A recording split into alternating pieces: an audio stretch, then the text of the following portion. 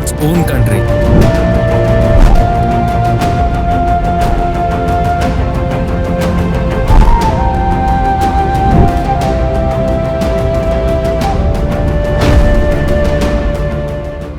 మత్స్య అవతారం యొక్క కథ మలయాళ పర్వతాలపై మొదలైందని కొన్ని పురాణాలు చెప్తుంటే, పరశురాముడు విసిరిన గొడ్డలి వల్లే ఈ ల్యాండ్ ఏర్పడిందని ఇంకొన్ని కథలు చెప్తున్నాయి.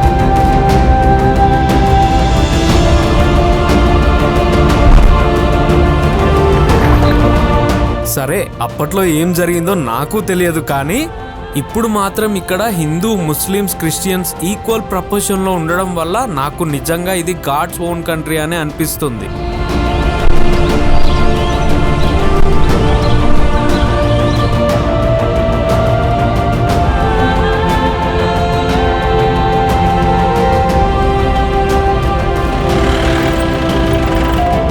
ఇండియాకి సౌత్ కార్నర్లో ఉన్న బ్యూటిఫుల్ స్టేట్ ఇది.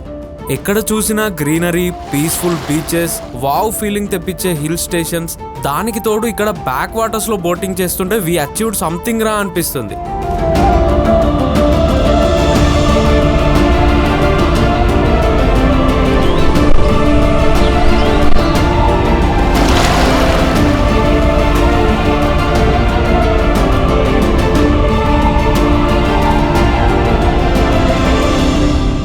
మీకు తెలుసో తెలియదో, కేరళని 1 of the 10 ప్యారడైజెస్ అని అంటారు.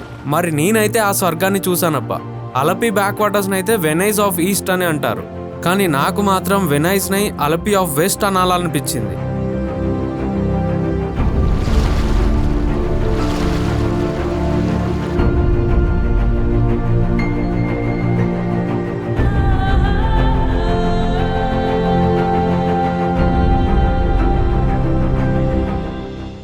Kerala where every view is a post card అని ఓ పెద్ద ఆయన అన్నాడు.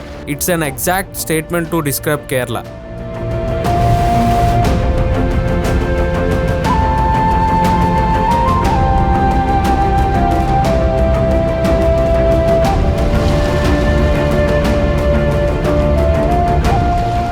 ఇంకా వెయిట్ చేయకుండా మీకు నేను ఆ కేరళని చూపిద్దాం అనుకుంటున్నాను. మీరు రీల్స్ అండ్ షార్ట్స్లో చూస్తున్నట్టు కాదు, చాలా క్లియర్గా సరికొత్తగా చూపించేస్తాను. This is Jagadeesh Jani, a perfect Telugu travel film maker.